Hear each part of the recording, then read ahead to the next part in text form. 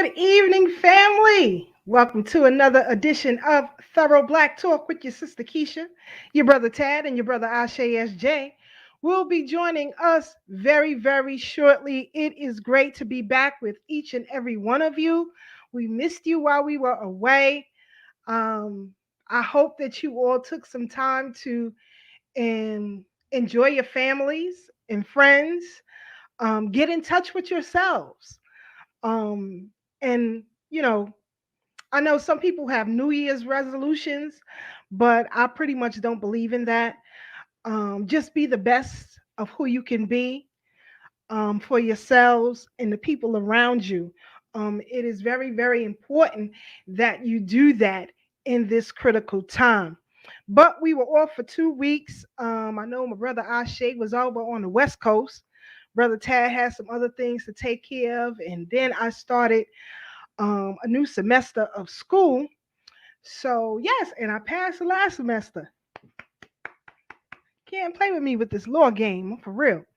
But so now I am enrolled again in constitutional law and justice. And tonight, we are going to show you how you can take college courses for free for just about everything. And I'm not talking these these online no-name schools nobody ever heard of. I'm talking about classes at Columbia and Yale and Princeton. Um and so many colleges here in the United States. So I am now enrolled in Harvard. So kudos to me. It's a little difficult. I just got the syllabus, so pray for me. Pray for me. Pray for me. Let me give some quick shout outs before we really get into tonight. Um, and tonight we have a guest with us, our brother Blak Smith will be joining us in a few minutes as well. We have a lot to get in touch with you all for the coming new year. You know, like I said, I want you all to be the best that you could possibly be, because if not now, then when? If not us, then who? As time progresses, we too, as a people, should progress. So we want to hope that each and every one of you do that. So let me give some quick shout outs for my brother Tag get up in here. Sister Aminette too. We missed you as well. And I'm glad to be missed. That's a good thing when you're missed. If you ain't missed, I don't know. But we missed you as well. So we back in the seat, sis, and ready to get started. Shout out to Tosh. What's good with you? What's up with you? I hope everything is well with you and your family.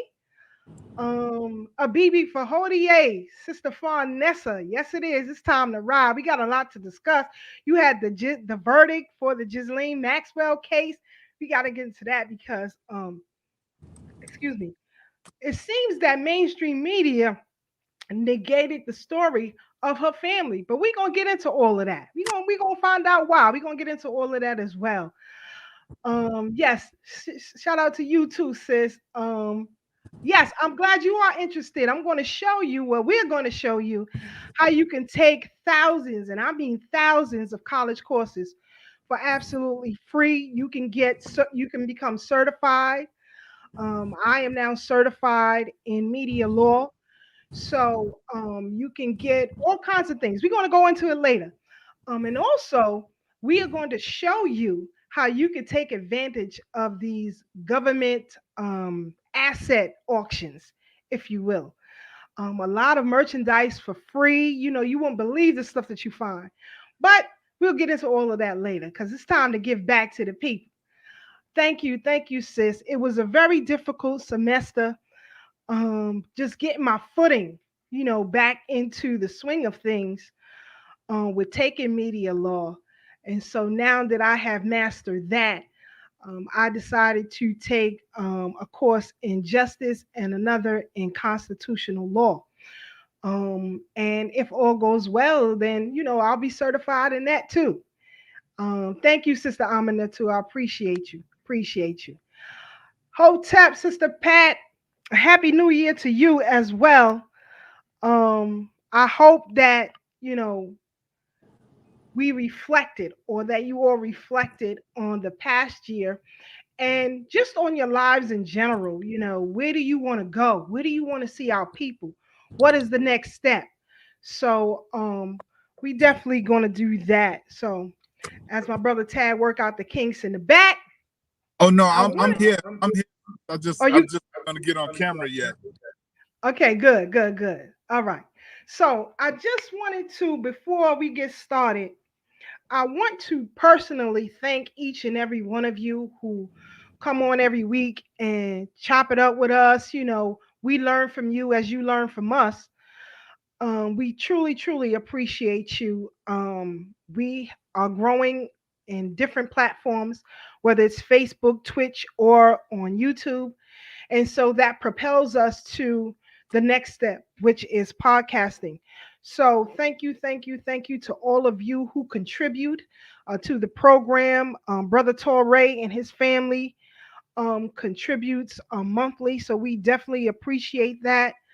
Sister Angela, Dr. Ia Ajawa, and others, Brother Kev, who've contributed to this program, and even just sharing the program is greatly, greatly appreciated, because there is a next level to this for us. And we are hoping to leave a legacy, not just for ourselves, but for, our grandchildren and great grandchildren and those yet unborn.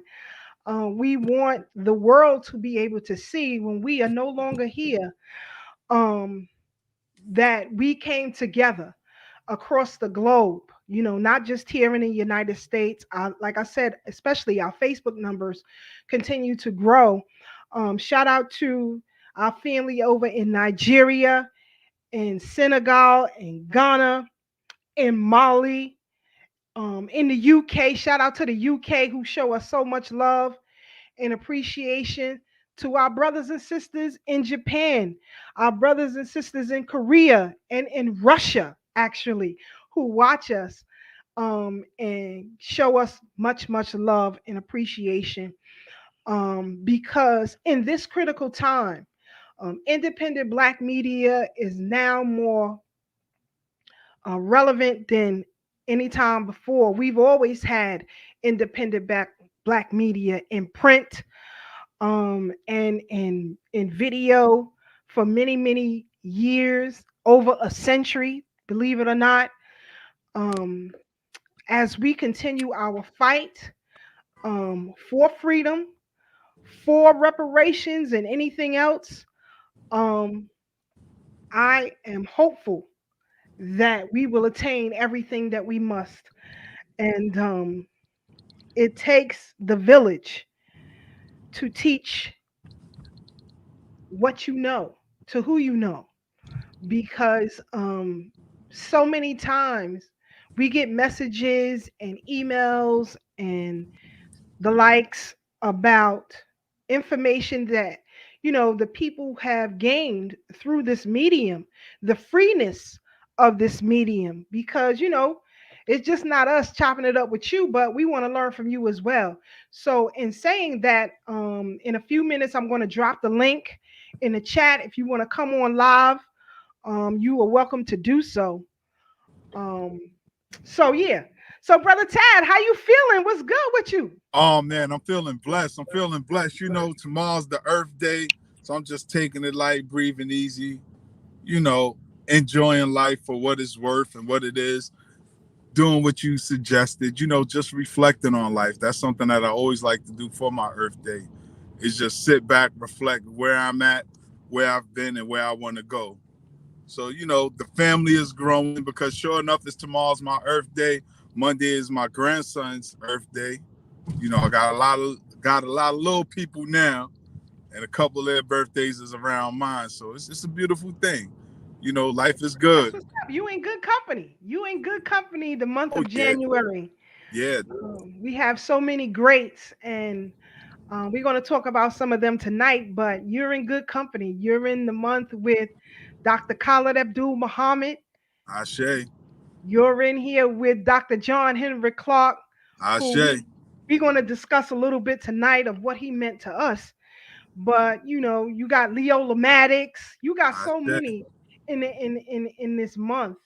So kudos to you, brother, and I hope that you take some time for yourself and just reflect and do what you want to do tomorrow definitely, on your Earth Day. definitely. In fact, this whole month I'm doing what I want to do, and not just this month, but moving forward. You know, a lot. You know, people like you and I are people of service. We're often helping people as much as we can from wherever we are, but sometimes we realize people take advantage of that as well. And I've learned the power of no. A lot of times people are so used to me doing for people that they think that they could take advantage of me. Now I'm generous. I'm kind-hearted. But there's also a decompression time that I need where I need to recalibrate and get myself together. And you only know who loves and respects you by how much time they allow you to take for yourself. Other people are selfish, and I'm just eliminating selfish people. I just picked up my brother from Florida, dropped him off. That's why I'm getting on a little late. You know, I just dropped the brother off, you know, and I was explaining to him that relationships that I'm having with people are definitely going to be different now, you know, and it's no it's no slight to nobody.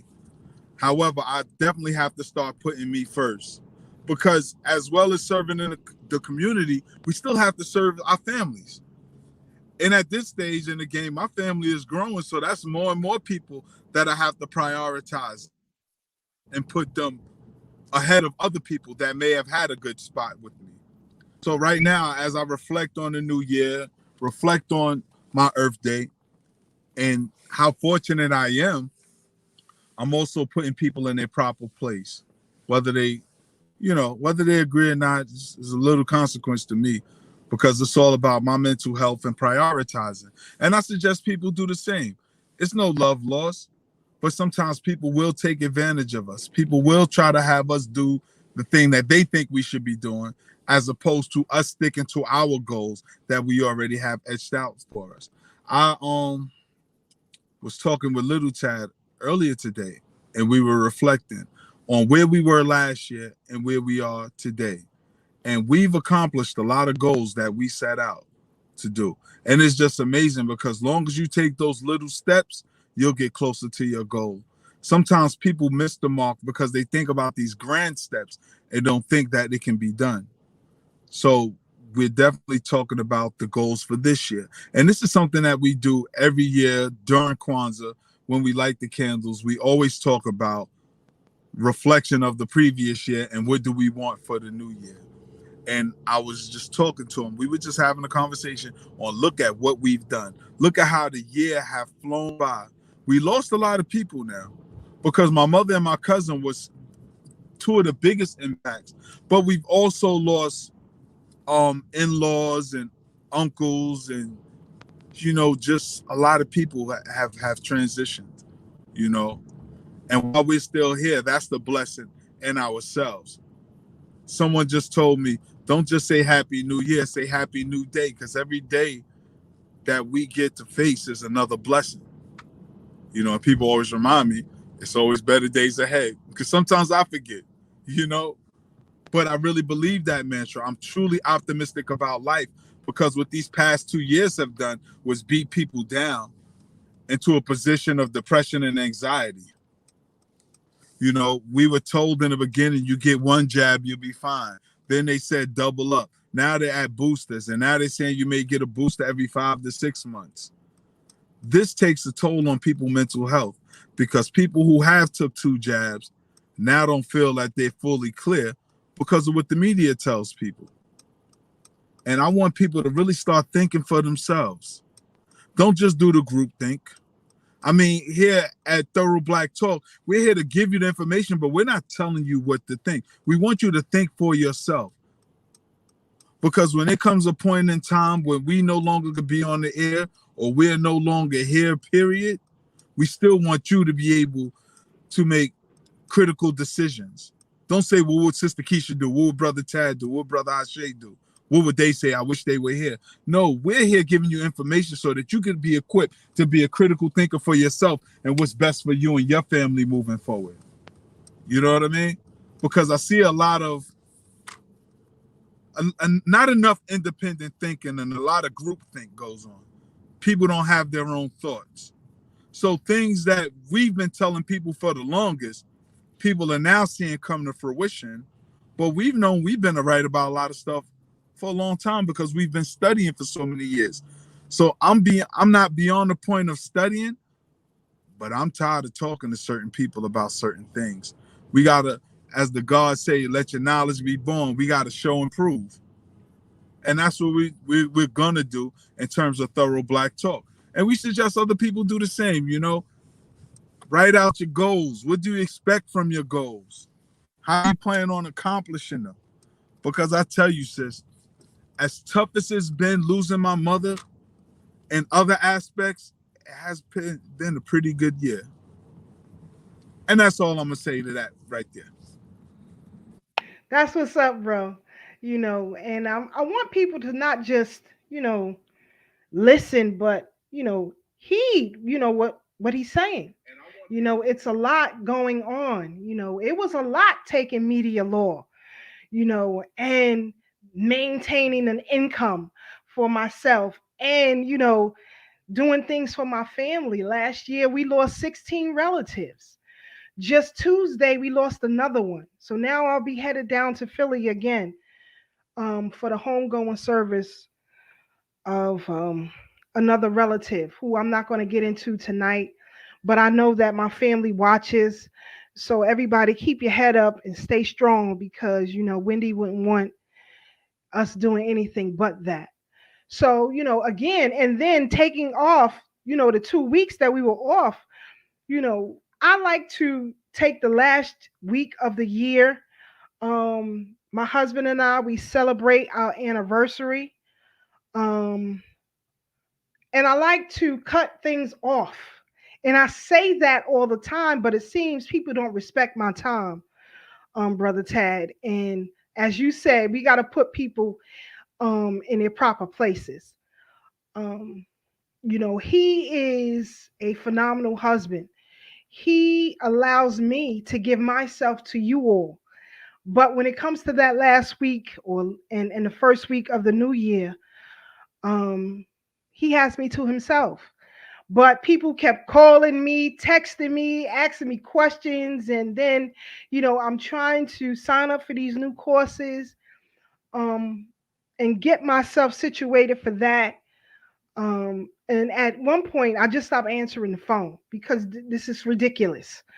But and I have to also understand that people don't have the same relationship with their loved ones that we do, unfortunately. So maybe you all can work on that. It's family first over everything. Um, and we here on this platform understand the fundamentals of that. As Brother Tad says, his children, his grandchildren, and cousins and nieces and nephews and so on, we are trying to build a legacy, to get things done, to be an example. You have to be an example if you want people to follow you, not just tell people to follow you. So, yes, we want you to have your own thoughts, and move accordingly, um, and get back in touch with yourselves because I think, Brother Tad, a lot of people come from organizations that behave as dictatorships. And Yes. I'm not with that. You're not going to dictate a goddamn thing to me. Um, if I'm not in an abusive relationship with the man that I sleep with, I'm not going to be in an abusive relationship with an organization. And you and I both know that very, very well. Yes. So, people better No, I mean, recognize the real. I I be trying to keep Fort Greene in the pocket, but it's like, people be trying to pull me back, Brother Tad. look, they could play all they want. Like I said, we're coming out our shell. Not that we've been in the shell, but we've been very lenient with a lot of people. And I think those days are gone now. That's why I guess people don't see us mixing and mingling with too many people too much anymore as well. And sometimes they don't understand it, because we're at the point where we understand what groupthink is, where people don't encourage independent thought. Now, I don't want to be around a bunch of yes men. I don't want people that agree with me all the time, because if you agree with me all the time, then there's no room for growth. However, I don't want emotional disagreements either. You know, I want people to really think for themselves. I want people to really challenge their own thinking. Because check it out, Sister Keisha, right? We've been on social media for years now. And when I look at some people, their conversation hasn't elevated, their position haven't grown, and they haven't accomplished or organized anything. But they're so opinionated on what's going on in the world. Now you and I have been receiving awards left and right, really doing our thing personally, personal growth and development. Not even talking about our platform and what we do in the community, but personal growth and development have been evident. And this is what we encourage people. Be proud of what you got going on. Because I got some other things going on too that's, I'm keeping under wraps right now. But like even with this year, getting 4 awards from the city council, the state senator, the congressman, district leader, like these weren't things I planned on. But again, we never know who's watching us. We never know who's paying attention to us. So one thing I always encourage people on to do is work on yourself. When I step back and sometimes when I'm silent, that's because I'm doing the root work, working on what's going on with me. Everybody has problems, and every problem have a solution. So what I actively do is look for the problems within my life and aggressively seek out the solutions, as opposed to just acting like I don't have problems and things that need my attention. And this is a conversation I have with the young men in my family, with my sons, with my younger brother, with my nephews and younger cousins. As men, handle your business first. Things not right. Whether it's your credit, whether it's your income, like how do you make your money? You know what I'm saying? There's so many things that we can be tending to that needs attention in our own life. We shouldn't have no time to be looking at other people's backyards, worrying about what they're doing and what's going on with them. You point a finger, 3 back at you. So for our audience, moving into the new year, we got 12 months, less than 12 months. What are we going to say we've done for 2022? What will be the accomplishment? Because I got some things I've done in 2021 that I'm pretty proud of. But then there's more. And Sister Keisha, again, I'm not talking about material stuff. I'm not talking about material stuff, because material stuff can easily be snatched from you. But your personal goals and accomplishments, that's something that nobody can take from you. Nobody. Once you cross that finish line to your life's marathon, can't nobody tell you you didn't do it, because it's already done. But again, and I'm sorry to hear that people were interrupting you on your, anniversary. But this is the point I'm trying to make. Crazy, Brother Tag, crazy. So many, we've been of service for so much. People think we're supposed to jump when they say so, when they don't realize we're trying to be the example that they can be the problem solvers in their life. Whatever issue you need my assistance with, I can assist you. I can't solve your problems. But what I would do is encourage you to get proactive in your own life. Stop looking for other people to do for you what you can do for yourself. What they say, those helping hands you're looking for is at the end of your arms. Cut it out. Everybody's getting too old and too grown for the immaturity. But again, I'm going to step off my soapbox. You laid it down exact, bro. You laid it. Team Bookman is in the building. I got to give a shout out to the fam.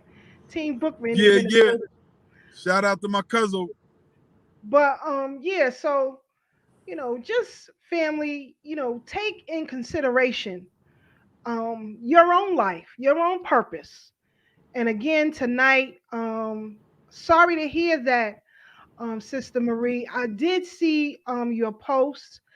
I checked in maybe once or twice, maybe 2 minutes during the day, but I really tried to stay over social media. But we send our condolences and love to you and your family. at this critical time. When I was on the phone Monday evening talking with my aunt, um, who I'm telling you is my confidant, and we were discussing various family members. And then she calls me the following day to tell me that, you know, our family member had transitioned. Yes, I hope so, sis. I hope so. But yeah, so, it's a lot going on. And I don't know who's on the line tonight, but if you've ever taken classes at Harvard, it's no game. And someone has to be legally astute to deal with this crisis that we're in right now, as far as politics is concerned, as far as attaining reparations. You have to be, you have to understand legalese for real. Even in media, some of you post things on your social media that can get y'all in a whole lot of hot water. So Yep. some of us have to know the law. So, you know why Thorough Black Talk has never received a cease and desist? Because I know the law. I know the law. I know what to say and what not to say. And so now, just to advance that education, and having the opportunity to do it, why not? Why not? Shout out to Empress Filet in the building and the New Day and Liberation family. You can check them out every Saturday, 10:30 and beyond on the Blog Talk Radio Network. Shout out to the Brooklyn Mackey Study Group, Brother Ray Ray on the check-in. I believe they had Professor Kaba Kameni there Yes. last week. So once Brother Ray Ray is able to upload it and send me the link, then I will make sure all of you get it and we post it on our Thorough Black Talk page. And in the near future, Professor Kaba Kameni will be on this program as well. We want to give you also guests that you may not have heard of before, um, to give you a different perspective, because sometimes we can be so tunneled in our thought process with Yes. information that we get that we nullify our growth, Brother Tad.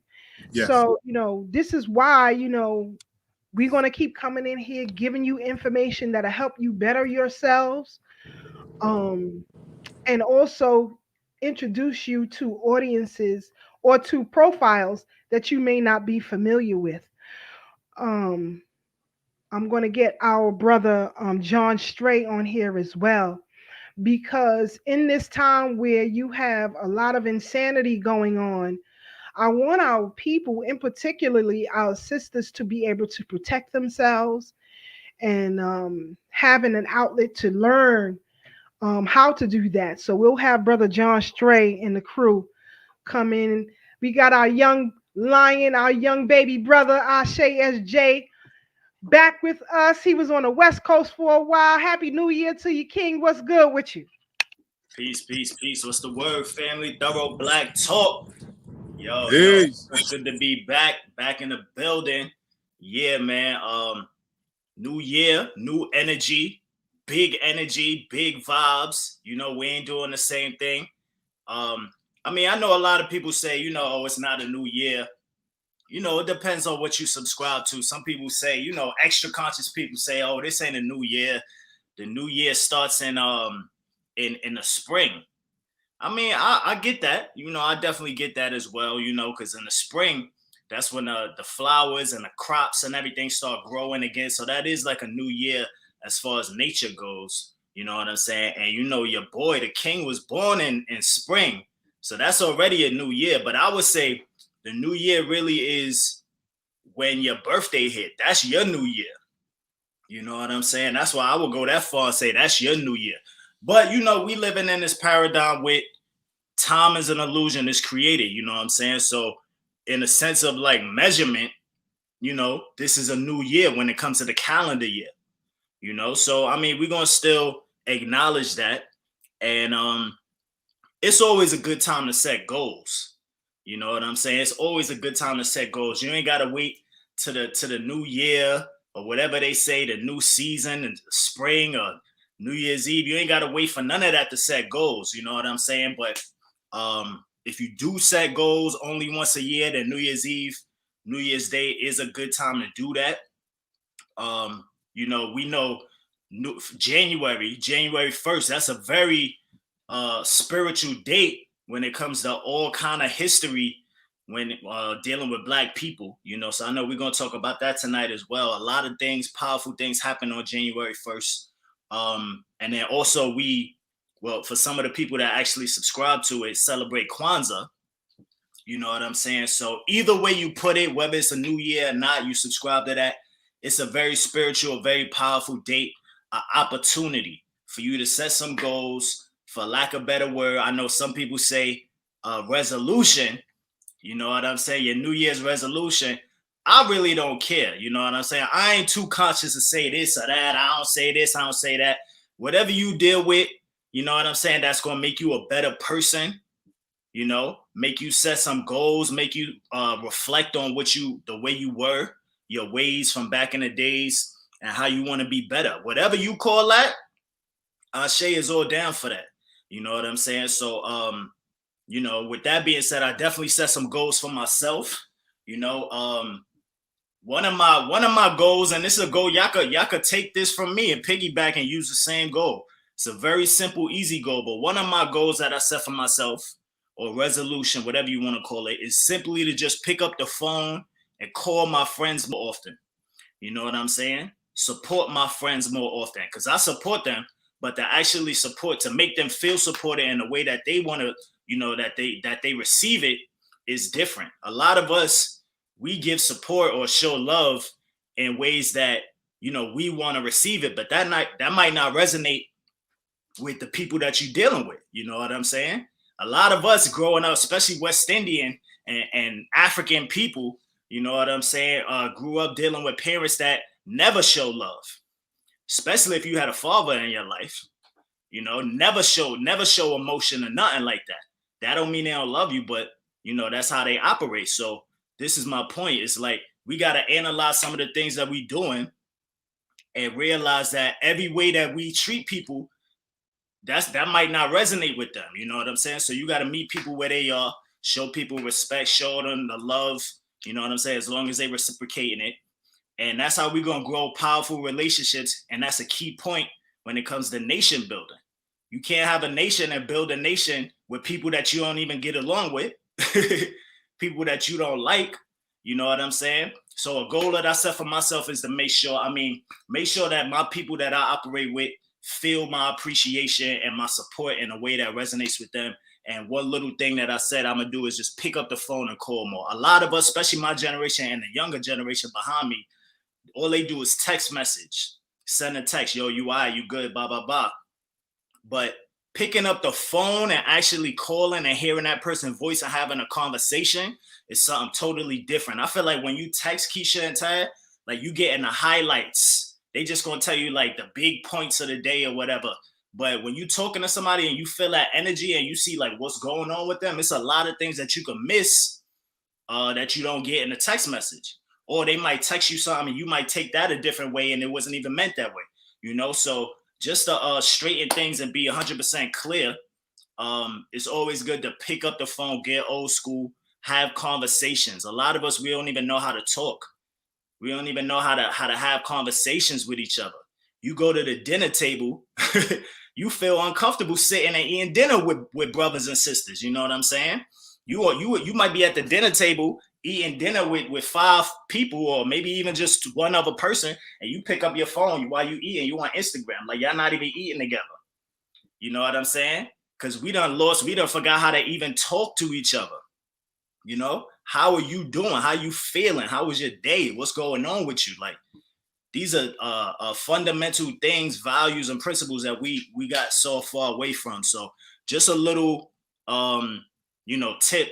Like I said, that's one of the goals that I set for myself. Just pick up the phone, call my friends more often, make sure that I'm supporting them in a way. And it's going to be reciprocated, trust me, because a lot of people, you know, we feel like, oh, we don't want to do this and we don't want to do that. because people don't do it. But a lot of times I learned, Tyler, Keisha, that you got to teach people. You know what I'm saying? Like, some people just don't know how to do that. And when you become that pillar in your community and that pillar in your family and that leader, you know what I'm saying? Like, people like that, and they get inspired by the things that you do. So when you do those things and you lead by example, you know what I'm saying?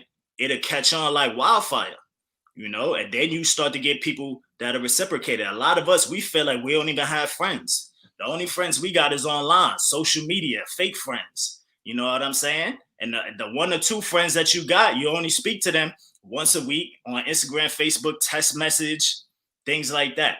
You know what I'm saying? Especially in this pandemic, we're not even seeing each other like that. So that's one little goal that I got, but I got a whole bunch of other goals for myself. I've been setting goals, reflecting on who I am, who I want to be, who I want to become as far as being a better person. And that's what we all about, you know, just being thorough, also reflecting on the losses and the things. One of the things that I did too, and I'm going to pass the mic, but one of the things that I did was I made a list of the things that I told myself I was going to get accomplished in 2021. And I also made a list of the things that I did not get accomplished, the things that I said I was going to do and I didn't get done.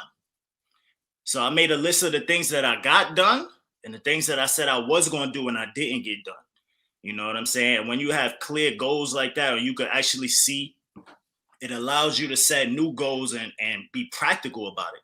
You know, so I'm just about bettering myself. You know, I'm tired of, like I say on the show, I mean, I ain't been up here in a minute. I went to LA. I was chilling in LA. Shout out to the people that I was chilling with out there in LA. It was a whole vibe. You know, the brother I was repping my NYC though. I was out there, you know, repping NYC, but it was dope, man. It was dope to get some fresh air to really just take my mind off of things. And, you know, travel is very important, man. That's an experience that will really help you build your character. Like when you travel and like, especially when you go somewhere, if you go by yourself and you can actually like, it's like you get to know yourself even better. You know what I'm saying? You get to learn more about yourself and who you are, things that you would like to do, or, you know, things of that nature. Sometimes you get stagnated when you're in the same place. So that was a great experience. I had a real good time out there. LA is a whole vibe. You know, I spent way too much money. So right now I'm on my saving vibe and investment. And, you know, that's what I've been doing these past like a month, 2 months, you know, just really investing in myself and figuring out like how to level up. Like if you ain't trying to level up, you know, 2022, and you trying to be the same person, like Keisha, I'm gonna pass the mic with this. I went to this Kwanzaa event, right? And shout out to everybody that put it on. But yo, at some point, you know, it's like these things are cool, but at some point, yo, we gotta level up, man. Like I'm going to these Kwanzaa events and these holiday events and whatever, Black Power events or lectures or whatever you go to. And I see the same faces doing the same thing, talking about the same stuff.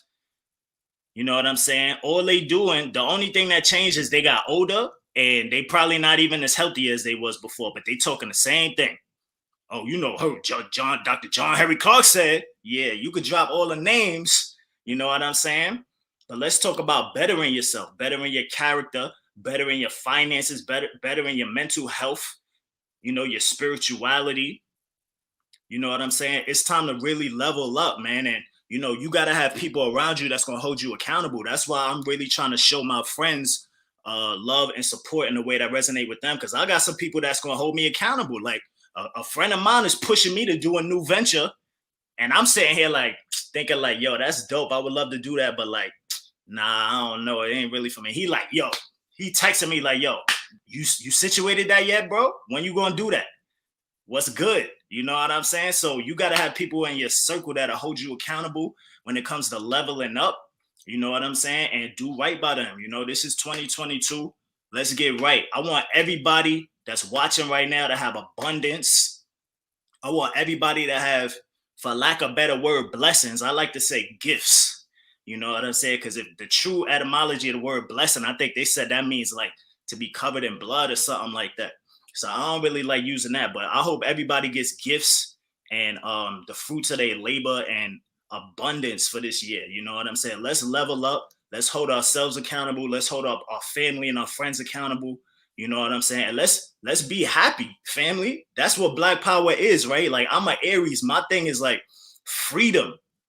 I gotta have freedom. That's why I be traveling now and all that. Like, I'm working hard to invest and do things like that to get off the plantation, because it's over for me. Like, I need my freedom. If I don't have freedom, I'm not happy. You know what I'm saying? And we all know that we slaves, but sometimes we slaves to our own goddamn self, you know?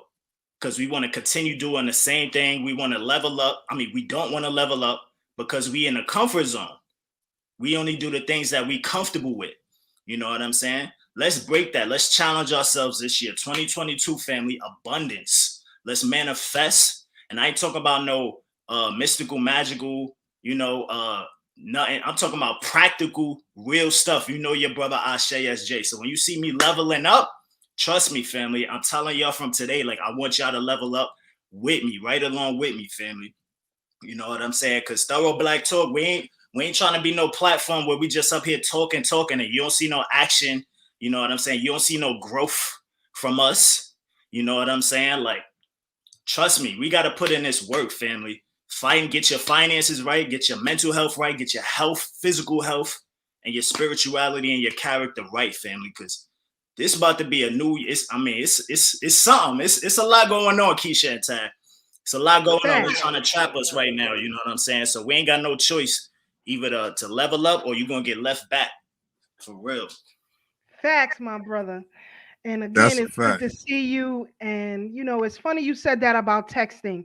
And I see Brother Leonard in the queue. Let me give him a shout out.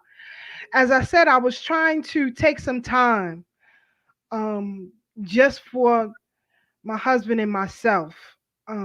So I really wasn't answering calls or messages unless it was from, my close ones. And Brother Leonard has sent me a message, but I didn't respond back. Um, and he called me. I think it was a FaceTime call. With tears and love and respect. And I never seen my brother tear up like that, but he was um congratulating my husband and I on our anniversary and how much of an example that we set. So I want to thank you personally, Leonard, for that. He said I had to call you. Y'all always been my crew and so on and so forth. But I wanted to personally thank him for that. And then also, every day I have different family group texts because I have so much family.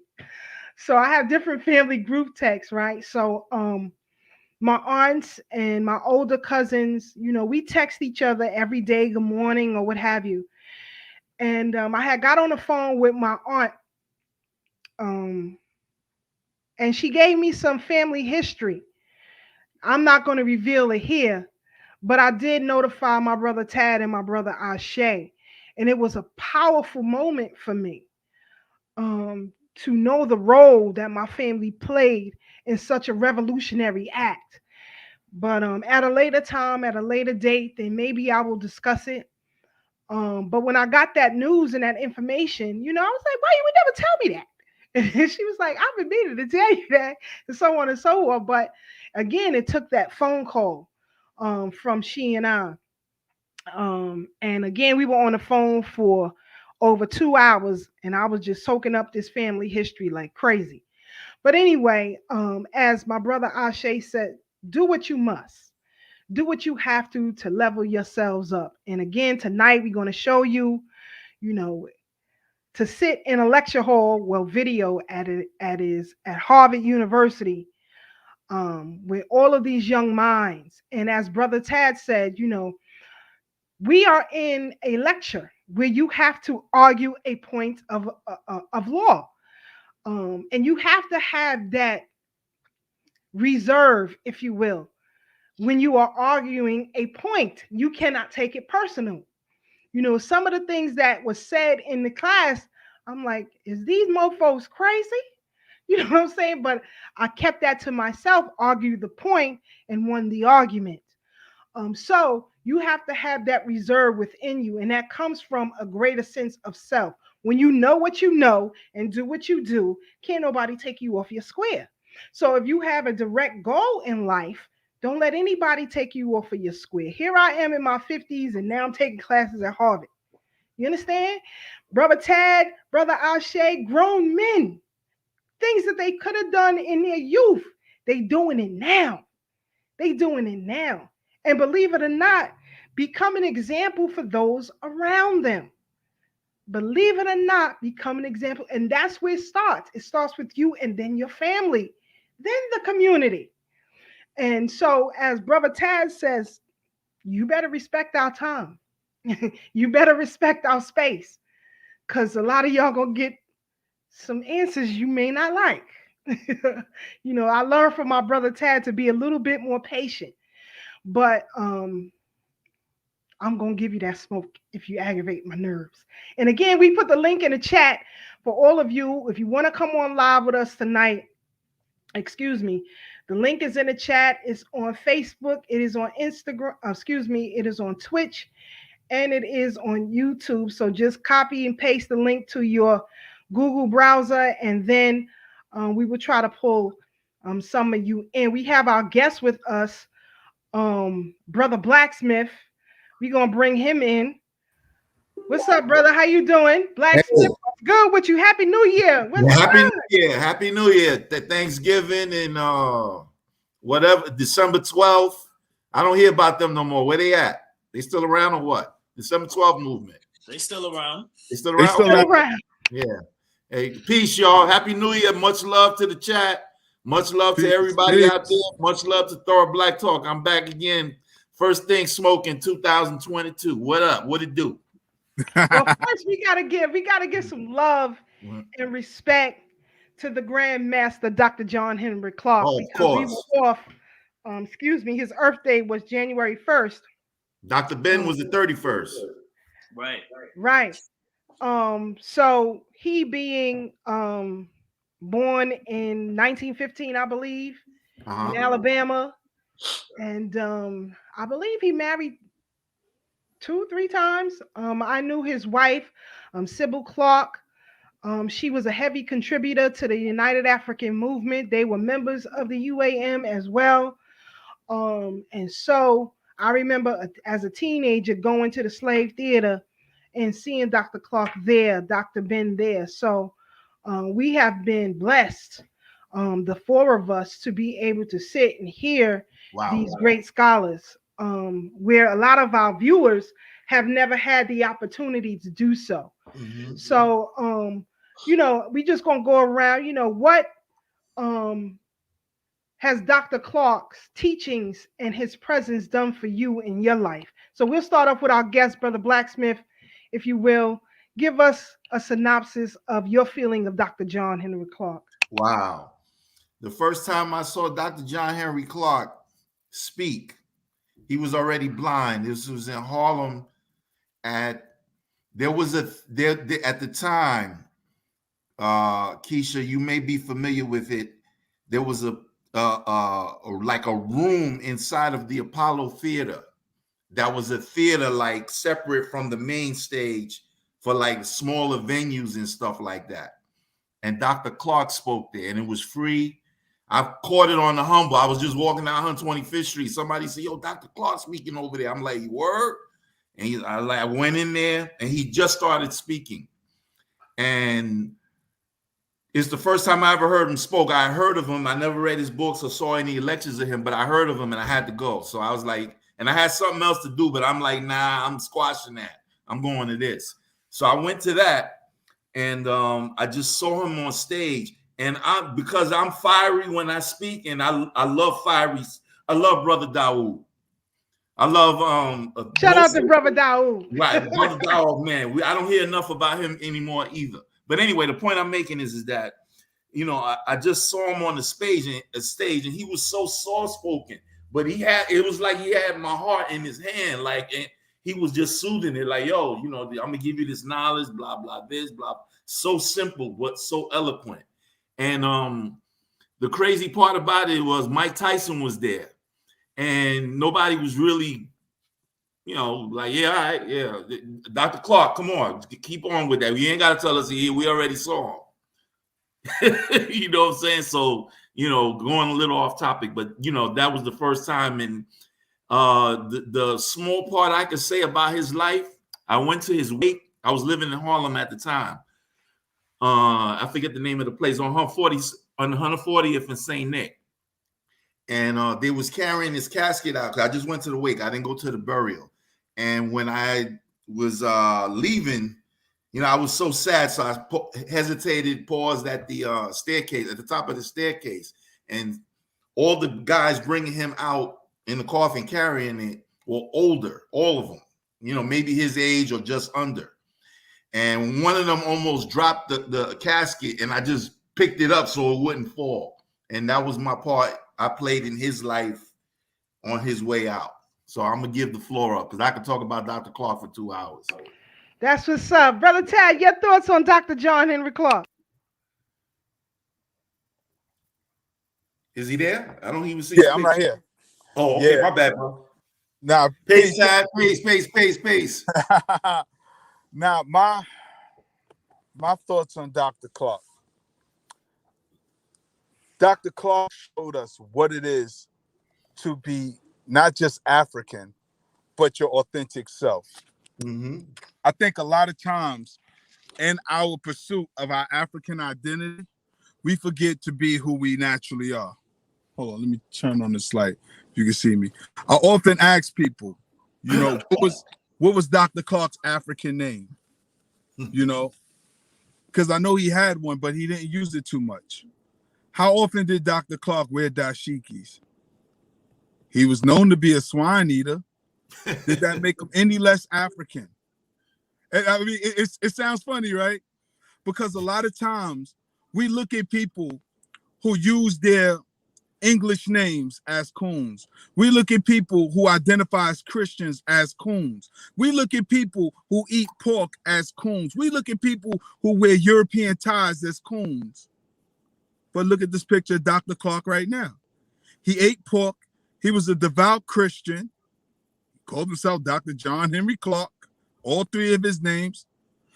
But who can say they had a wealth of African history and knowledge broader than Dr. Clarke? And I'll wait. Facts. A lot of times, and this is an issue I have with a lot of our quote unquote scholars, and you can feel how you want to feel, but just understand when you're dealing with emotionalism, because a lot of times you cannot talk bad about Dr. Clarke, right? But when you talk about free thinkers, people try to tell me that the free thinking movement is your European concept, when it's not. It's Hubert Harrison, who Dr. Clarke encouraged us to study. But see, we talk about, sometimes in this African-centered movement, we say our Latino brothers and sisters are not Black. But Dr. Clarke learned under Arturo Schomburg, who was a German, Puerto Rican, Black man. So a lot of times when we talk about our premier scholars, where's their foundation from? So our arguments become mute. But my point is, this is what Dr. Clarke has taught us. Nobody care what you look like. Nobody care what you call yourself. How do you conduct yourself? How are you of service to your people? Because too many times we try to beat each other up who don't agree with us or who may not have the knowledge that we think we have.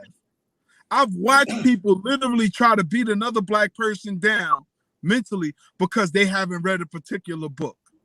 That doesn't make you more conscious, more African, or more wise. It just means I haven't gotten to that book yet. My life is not over. But then when I ask people how many of these super conscious folks have saw the documentary A Great and Mighty Walk, few to any have saw that documentary, where Dr. Clarke talked about he's a Christian. He talks about him eating pork. He talks about his relationship with Malcolm X. He talks about his relationship with Kwame Nkrumah and so many other people. So my point is, going back to what we were saying earlier, who are you? I like that Ashe said, you find out who you are when you travel by yourself. I think that is so profound. And that's something I'm going to move forward with. Because when you spend time with yourself, you really can find out who you are. And Dr. Clarke never hid who he was. Even though he was around Malcolm, he would eat pork around Malcolm and knew Malcolm was Muslim. He would never denounce Christianity, even though he knew he was around a bunch of African scholars, whether Muslim or study Ifa or whatever.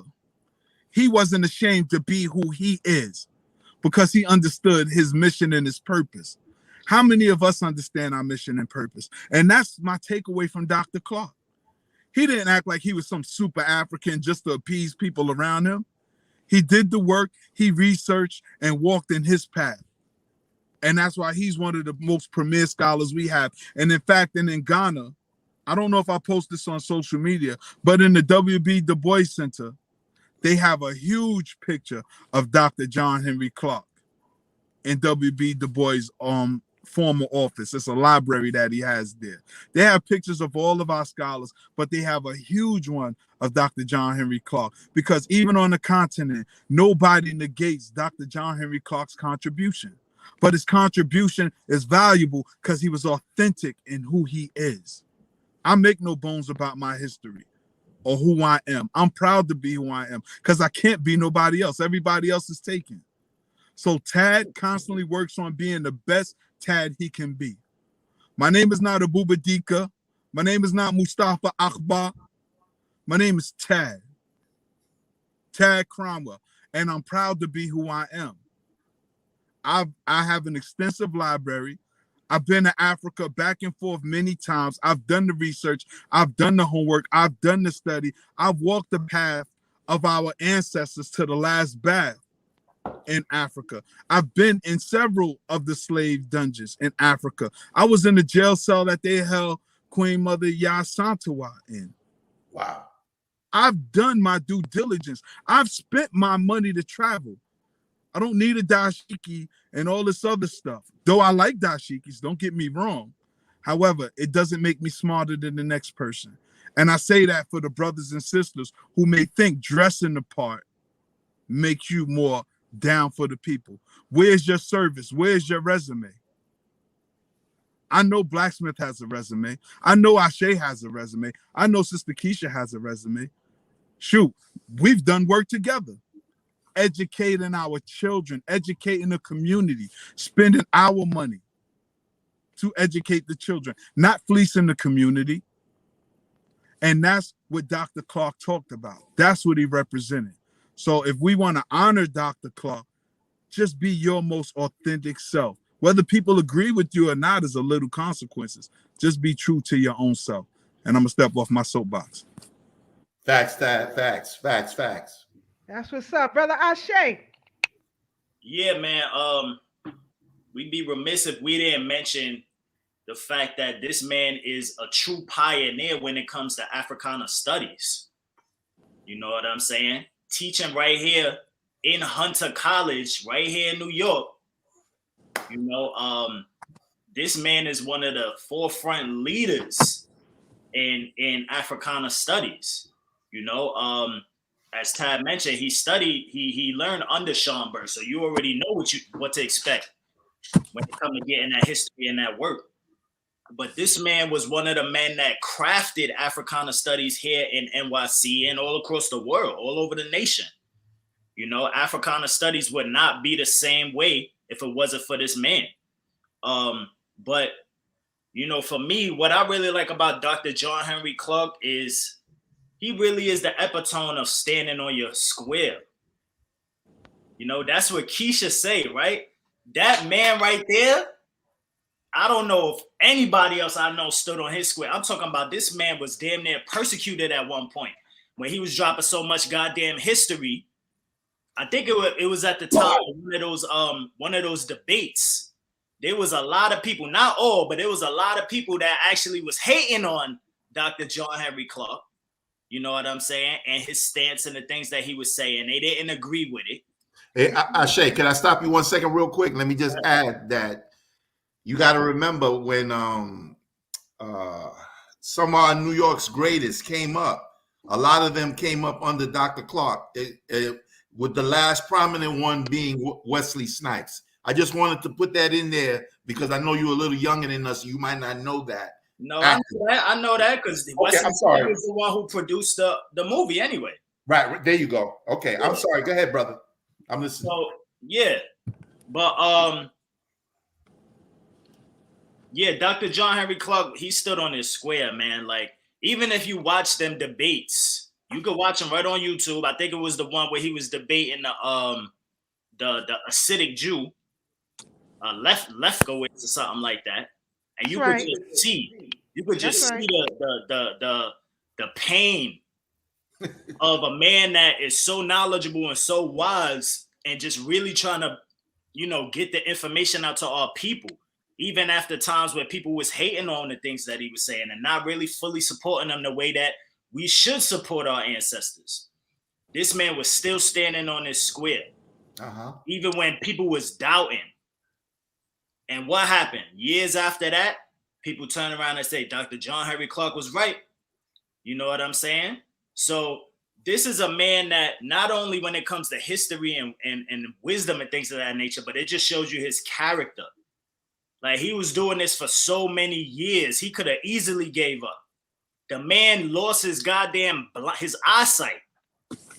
You know what I'm saying? His health was deteriorating, and he was still saying that I'm gonna get up every day, and I'm gonna go out here and teach. And not only teach, I'm gonna debate.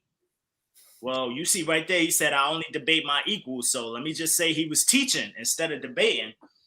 But this man really stood on his square, and that's something that, I really love watching him for. You know what I'm saying? And he does it so intelligently. Like, he just dropped facts and knowledge right there. And what Ty was saying was dead right too, about when it comes to honoring these people, it's not just about honoring them as far as, oh, you're going to be the top scholar when it comes to books and things of that nature.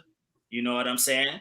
You got to have both sides. You got to honor him by being a scholar, studying, and also having that wisdom and that good character. You know what I'm saying? To follow up with it. Yeah. Because you can have all the information and the book knowledge and all of that. But when they get testy and your back is to the wall and these people is talking bad about you, we're going to see how many of y'all fold, you know what I'm saying? Versus how this man stood tall on his square and really held it down all the way until he died. And when he died at the age of 83. Numerology, that's a master number. 8 plus 3 is 11. So ain't no way you can't tell me that this ain't no master teacher right here. The one of the best ever.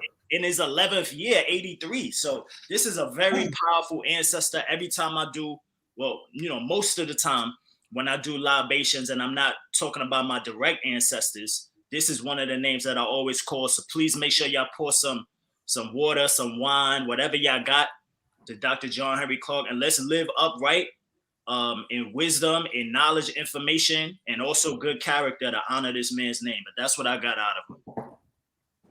What's up? I love it. And again, Brother Leonard, the link is in the chat. Again, if you guys want to come on or whatever, it's in there. Grab it on any of the mediums that you see there and follow the instructions, and then we'll get you in if we can. One of my favorite books is Who Betrayed the African Revolution. Yes. That is a powerful book. After I finished reading that book, everybody was goddamn suspect. Word. Everybody was suspect. I looked at everybody with the damn side eye. After I read that book, Tad, I'm like, I don't trust none of you mofos. You people crazy. And one of the things that as you mentioned, your mini trips to Ghana, he talks very lovingly about his relationship with Kwame Nkrumah. If you listen to Dr. Clarke, he talks very lovingly about that relationship.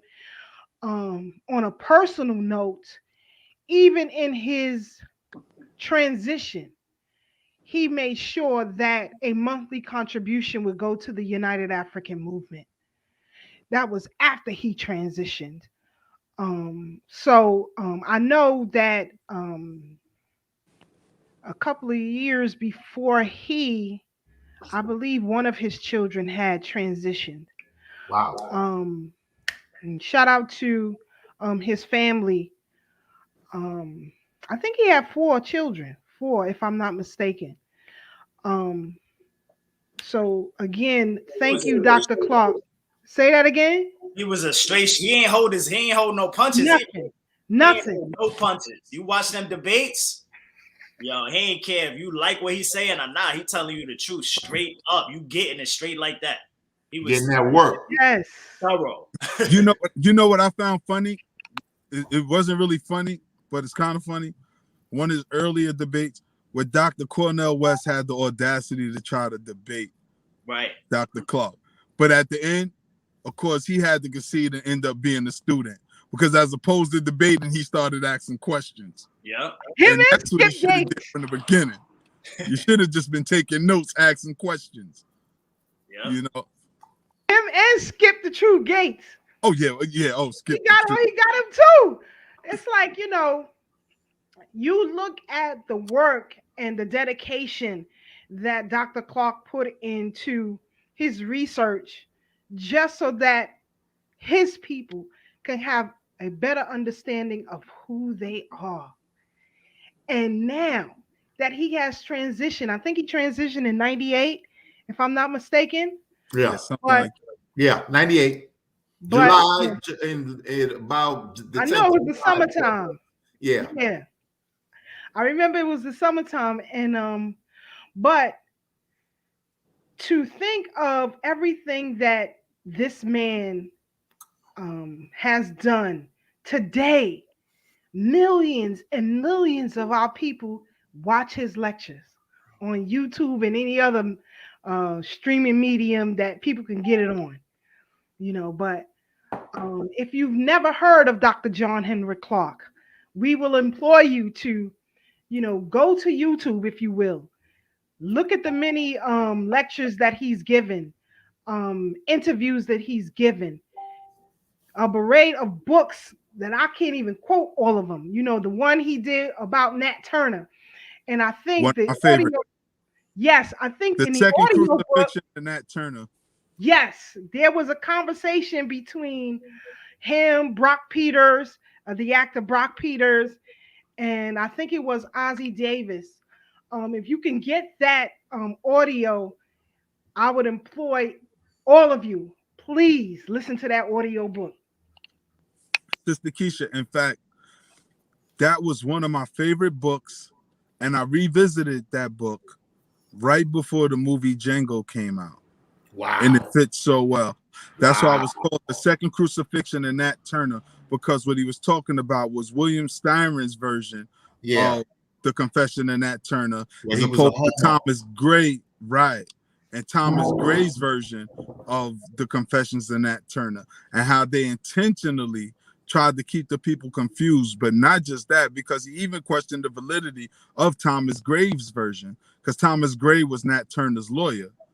And he said Nat Turner had told him to write this stuff down, And another great book by Dr. Clarke that pops into my head is Christopher Columbus and the African Holocaust.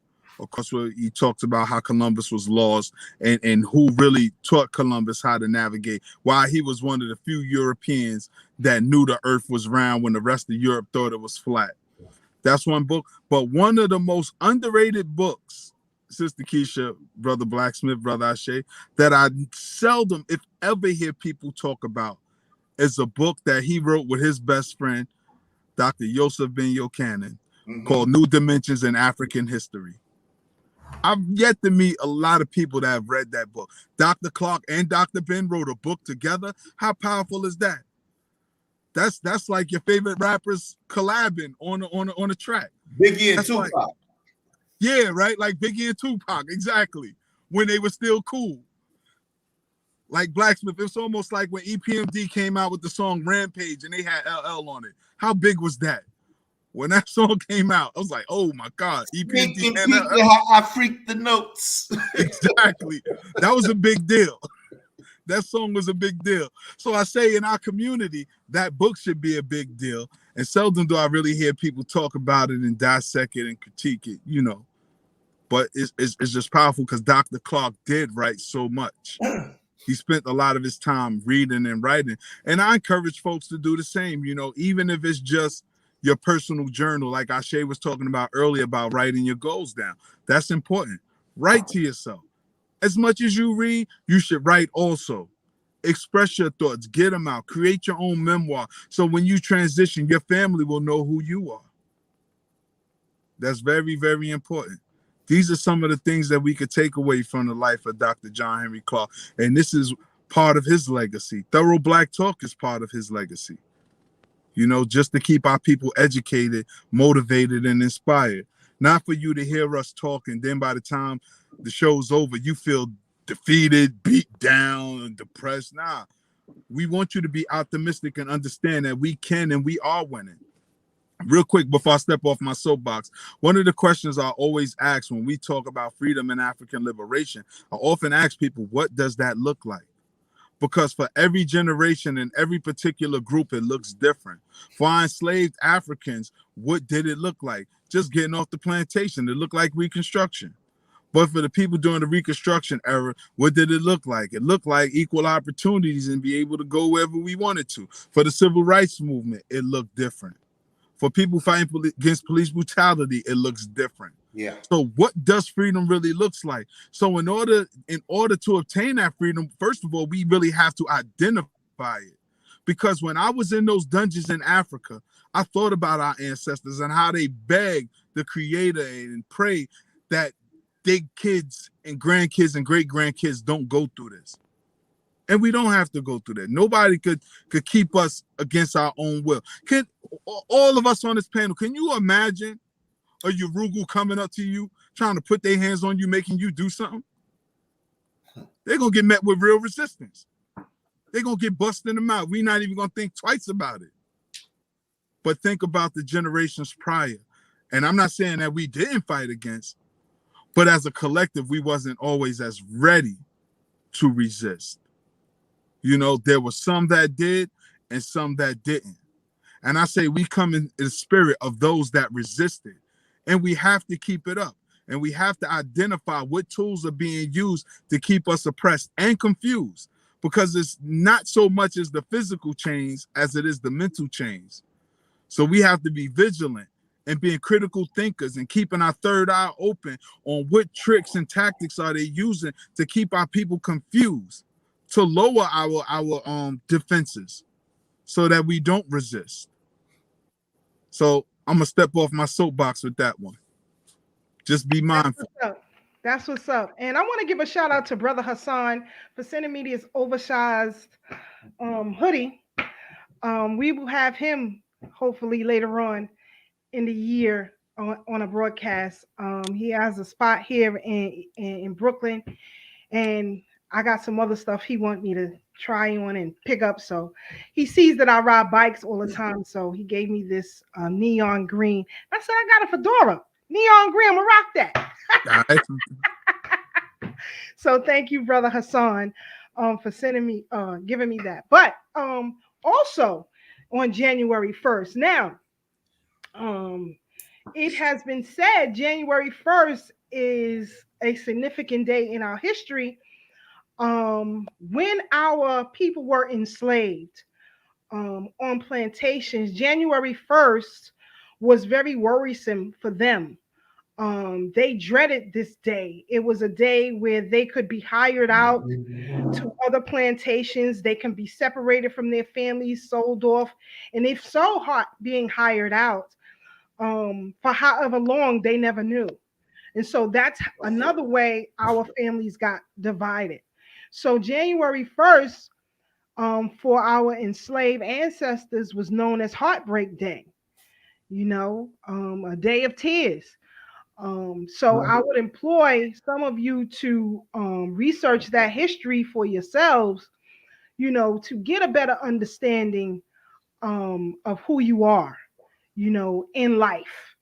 Where did you come from? And I always stress that we study our own personal family histories. But there was an article that was put out by the Times a couple of years ago, and it says the slaves dreaded New Year's Day the worst. The grim history of January 1st. Americans are likely to think of New Year's Eve and New Year's Day as a time to celebrate the fresh start of a new year. What a new year represents. But there is also a troubling side to the holiday's history. In the years before the Civil War, the first day of the new year was often a heartbreaking one for enslaved people in the United States. In the African American community, they make it seem like we had our own community. This is crazy. They always try to clean themselves up when they be printing these things, but let me go on. New Year's Day used to be widely known as Hiring Day or Heartbreak Day, as the African American abolitionist journalist William Cooper Neal described it, because enslaved people spent New Year's Eve waiting, wondering if their owners were going to rent them out to someone else, thus potentially splitting up their families. The renting out of slave labor was a relatively common practice in the antebellum South, and a profitable practice for white slave owners and hirers. Um, Here in New York, um, there was a woman who they called the Witch of Wall Street. I think her name was Hetty. Uh, Last name is escaping me for some reason. But anyway, you could just look it up, the Witch of Wall Street. And she was supposedly a Quaker. Now, she was also the wealthiest woman in the world, I mean, in the United States at that time. But she was such a miser and so evil. That's why they referred to her as the Witch of Wall Street. She was so dead set against spending money. Um, she wouldn't do anything that cost her such. She wouldn't even wash her behind because she didn't want to waste money on soap.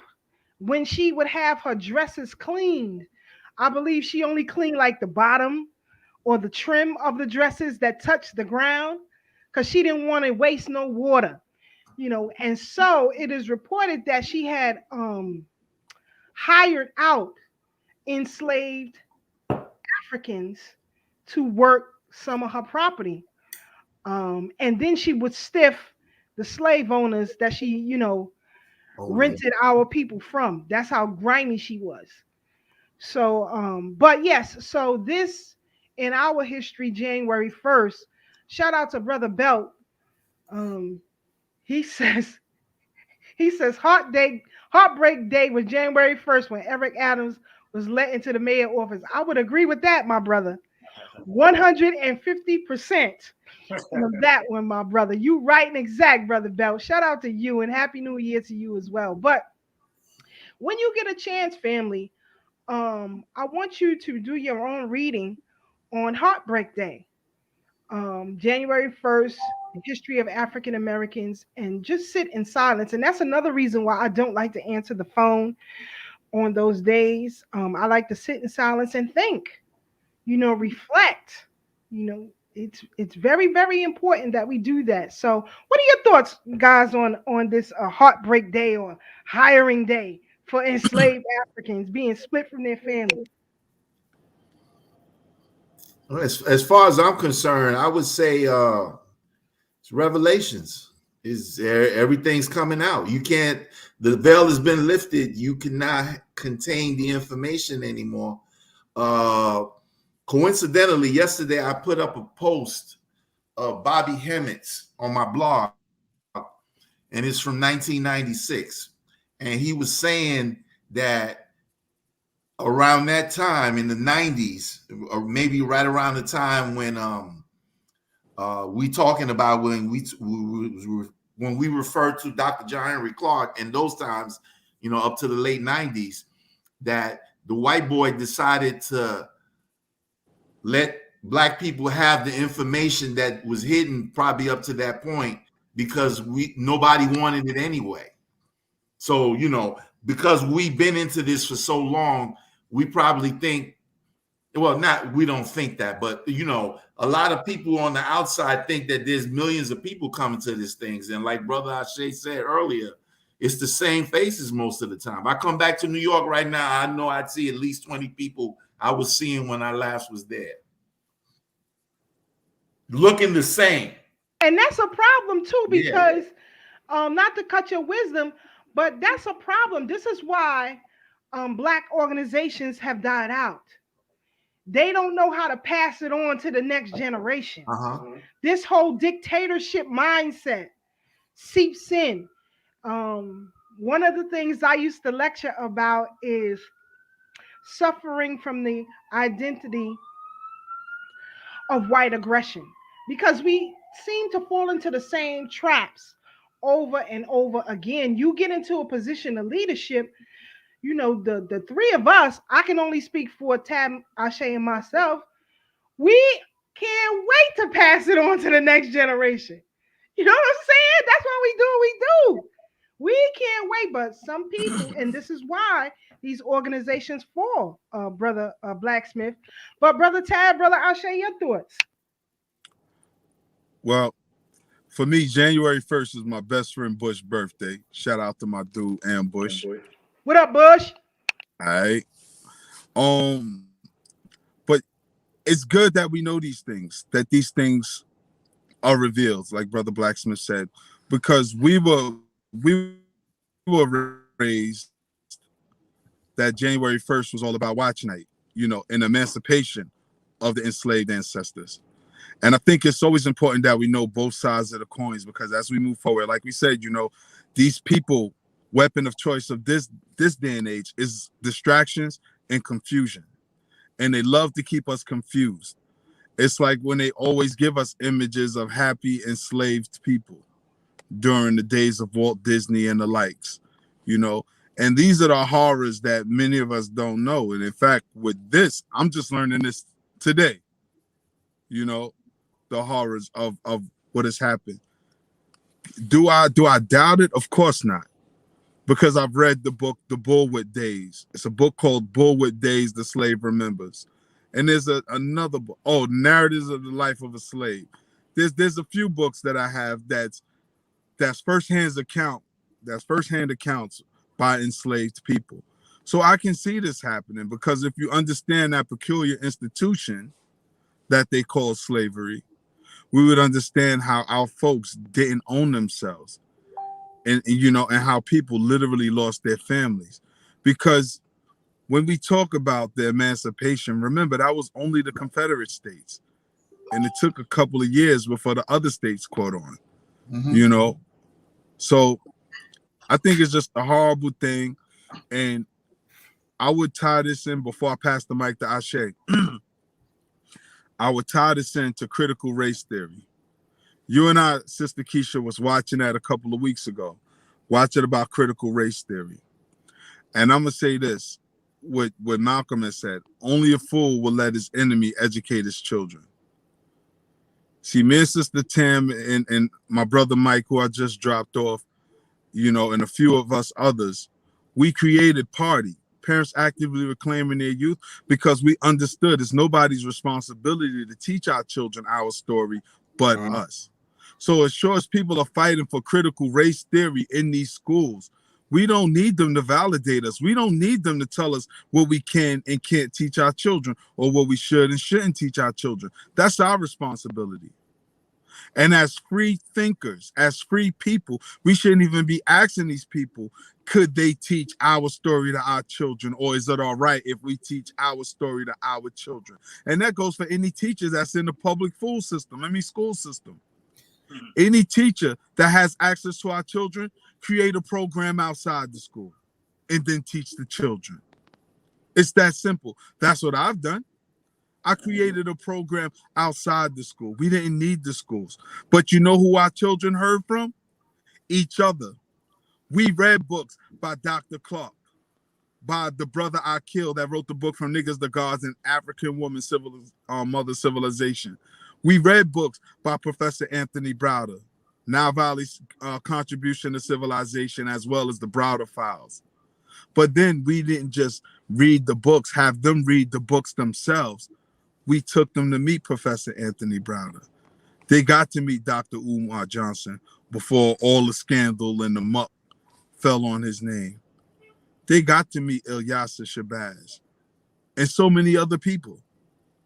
And I had everybody that they met talk to these children. What would you tell them? Give them an encouraging word. So straight from the mouth of the scholars, not just from what they read, but what the scholars are telling them, but also from the trips that we took to the museums, because we took tons of museums. With the help of Brother Ashe and Sister Keisha, we took children several places outside, broaden a scope. We do not need permission. We do not need $1 million budget. All we need to do is give a damn. We don't need no excuses. People, Brother Blak Smith, people often said, how do you afford these trips? How can you? And I said, whenever you do something as a group, the price is always discounted. Yeah. So Can I relate? The people? And we ask people who know us personally. People like Brother Mike Graves, people like Brother Vernon Wells from the African Village. They contribute. They may not go, they may go. But they say, you know what? Here's some money for a child to go. So now we got more children going. Because people who understand what we're doing, they contribute, they donate. And that's where the problem is, because very few people understand that. See, what you just said in a word was organization. Most of our people ain't wanting to organize nothing outside of their family structure and basically maybe going out once a month. They're not trying to do that because it's just not in them, and that's what makes them not chosen. It's so easy for any of us to get exactly what you said and know exactly what you mean. But that's the fly part, Brother Blak Smith. I'm sorry, go ahead, brother. No, I was going to say, that's the fly part. Because if they don't want to organize, me, Sister Keisha, and Brother Ashe got this. Just give us a few dollars. You ain't got, just pay for one seat. That's all. A seat probably costs no more than $50, $60 for a child, not just to go on the trip, but we watch a movie and documentaries, and we feed the people. Right. You get tea, coffee, cakes, fruit, little snacks, just until we get to the restaurants. Right. You know, because we know we're going to be out all day. Right. I mean, we think about these things. This is how you organize. You cover the bases. You cross your T's, you dot your I's. And those who know us personally know that this money is going to be spent on what we say is going to be spent on. We're not going to tell you we want to take the children on a trip, and next thing you know, you don't see no kids, but we got new jewelry or we got a new car. You know what I'm saying? We tell you we want to build a community center, but next thing you know, we got a big gold chain with a King Tut or a pyramid on it. Talk about we repping the culture. Uh-huh. Nah. We tell you we want money for this, we're going to use the money for that. And the one who benefits the most are the children. Yeah. The children. Till this day, the young people will be like, yo, what's up with party? Why we don't do party no more? And I tell them, because y'all adults now. If y'all want to do it, y'all can. They supposed to be the ones that's automatic on it because they already know the benefit, the fruits of the benefits. That's right. But exactly. You know, people make organizing sound like it's this arduous task, like it's so difficult and hard. Organizing is so simple. The root word of organization is organ. What is an organ? An organ performs a specific function to keep the body moving optimally. The heart does one job, pump the blood. The kidney does one job. The liver does one job. Your eyes do one job. Your ears do one job. All we ask is for people who want to be down, do one job. We give you a specific task, just do your task. Don't worry about what Ashe doing. Don't worry about what I'm doing. Don't worry about what Sister Keisha doing. Just do what you have to do. Because guess what? When you don't do what you have to do, it breaks down the body. Yep. When you wake up in the morning and your stomach hurt, the whole body don't function optimally and you're calling out sick. You're not able to do the work because one of those organs isn't operating properly. Organization. Organ. The root word to organization is organ. Just do your one damn job. If you're supposed to be there to put out the chairs, then just be there to put out the chairs. When it's question and answer, don't try to do a second lecture because you're in love with the speaker. Your job is to put out the damn chairs.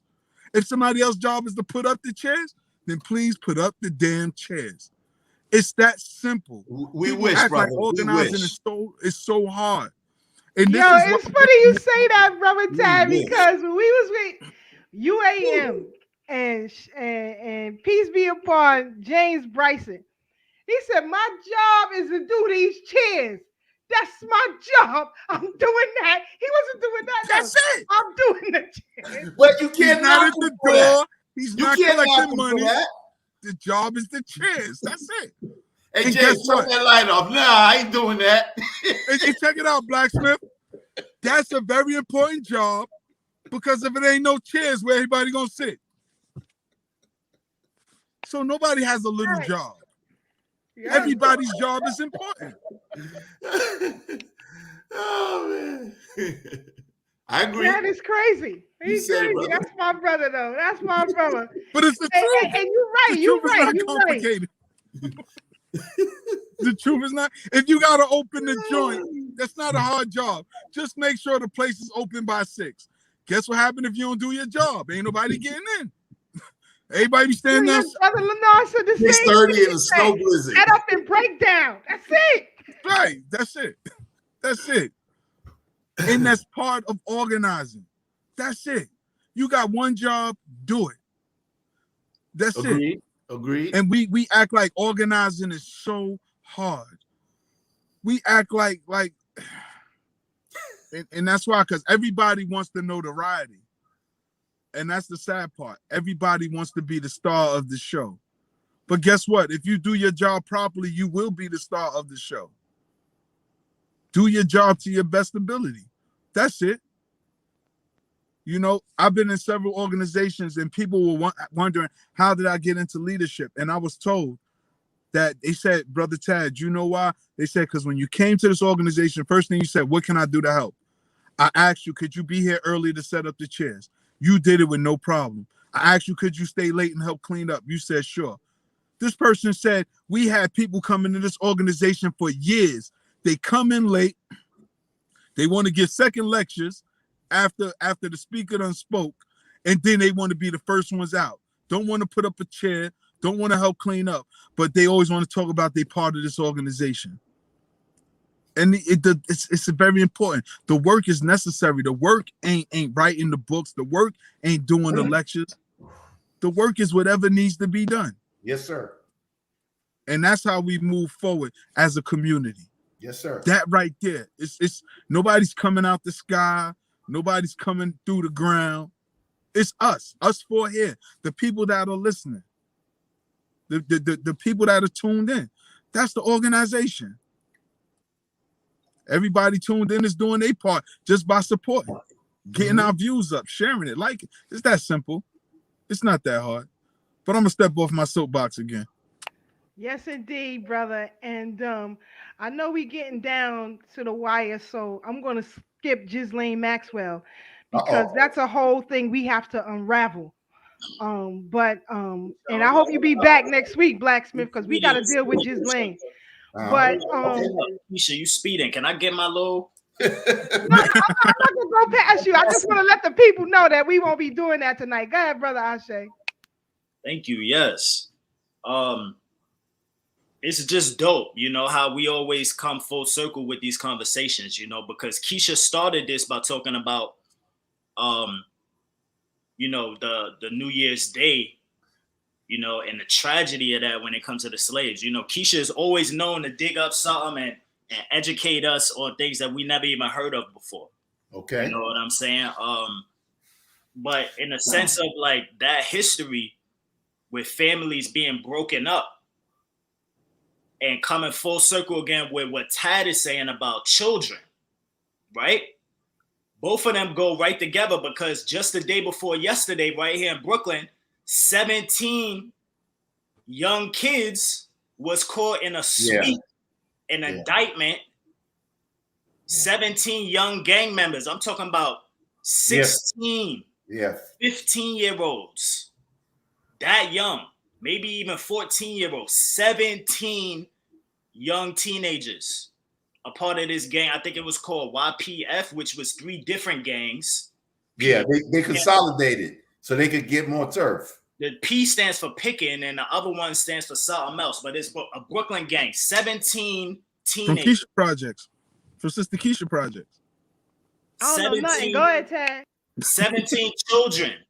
What Tad is talking about, the importance of our children. 17 children were just indicted, charged with murder. I think they said it was like 10 or maybe even more shootings, murders, all kind of crimes. You know what I'm saying? They took 17 of the babies out of here. You know what I'm saying? And real quick, to your point, I'm looking for a message right now. One of the brothers that I'm tight with, he was just saying, he hit me earlier today. We was just talking about that. He was like, those were children that were in his tournament. He was like, he knew them and they were good kids. He said, but because they shut the tournaments down with this COVID and all this other stuff, they left them nothing else to do but turn to the streets. You think while everything was closed, the streets is wide open. And we was talking about that, you know, and he said he had them. He said we shut down for the last 2 years and now they jammed up on murder charges. Damn. You know, and it's sad because there are people out here that's trying to save our children's lives. But the crazy thing, and like I said, the weapon of choice for the powers that be is distraction and confusion. Yes, sir. And they got our people confused. They got us distracted with this COVID stuff. They got our heads all over the place that our children are falling to the wayside because those who don't turn to gangs are sitting in the house depressed, committing suicide, having anxiety attacks, panic attacks, because this world is messing with our psyche. See, they pumping fear all in us, talking about the Omarion and the Delta flights and all this other crazy stuff. They got everybody scared that somebody shake your hand, they're gonna kill you. And it's they understand the science of fear, that fear weakens the immune system and play tricks on your mind. And it keeps you confused. And if you're confused and don't know which way to go, they come in as the people that know the way to go, that has the right direction, i.e. Dr. Fauci, Bill Gates, and all these people, like they're leading the way. And all they're leading us is to the slaughterhouse. Because these are the same people that were saying HIV was a virus, and they had a vaccine for that also back then. Had people popping AZT when I was actually killing them. Only to kill thousands of people. It's turn around and say, oops, my bad, I was wrong. And I know for a fact that's what they're gonna do now. Because they tell you to start with 1. Now you're on 3 and 4. And then they're gonna have you on 5 they're gonna have you on a jab every 5 months. I was listening to a army doctor on WBAI not too long ago. And they said, when can we expect this to be clear? How many jabs will the people have to take? She said, we don't know. We don't know how many jabs it'll be. And that's where I got the number. She said, it may be every 5 months you have to take a booster. She said, we just don't know yet. Oh, yeah. So why are you trying to convince everybody with confidence that this is necessary if you're not even sure how many times you'll have to do this? And what is this really doing to us when we know it's gene therapy and not really a vaccine? Yeah. Let me get back up in here, Tad. Yeah. My bad, son. Pardon, I just got passionate. because our children are dying. Back to your point, children are dying, and the children, man, it's very important. You know what I'm saying? And what Keisha was saying about Heartbreak Day, you know, January 1st.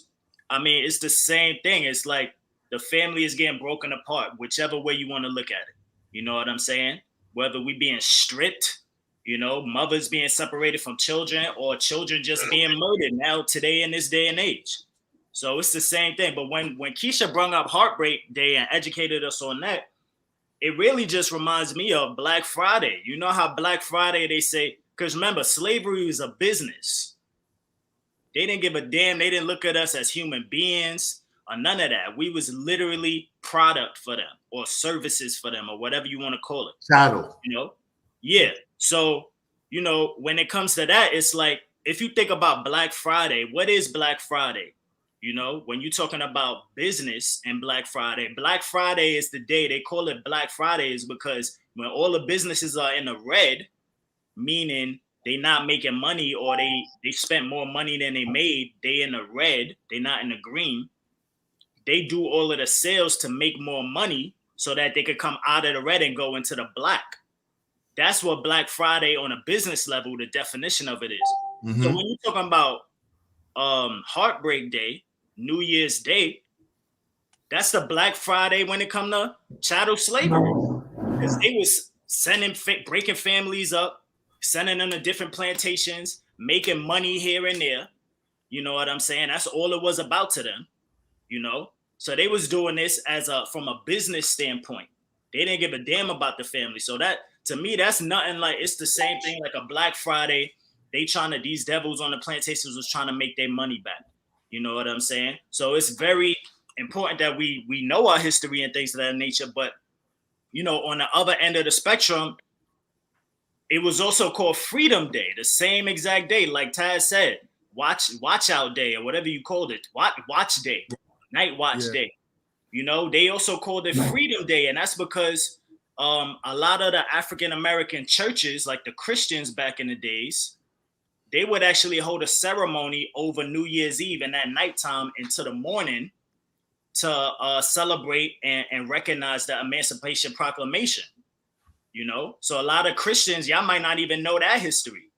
You know, a lot of Christians is holding services overnight for church, and y'all just talking about white Jesus. Y'all not even talking in the church, the history of what churches used to do, you know, when it comes to Freedom Day and acknowledging the freedom. And that's why I like to say, I put a post up, I was like, you know, Juneteenth is great, but in all actuality, the majority of African American enslaved people was freed when emancipation hit. So that's January 1st. So instead of partying and clubbing and popping bottles, we should be celebrating that's freedom. African Independence Freedom Day is January 1st.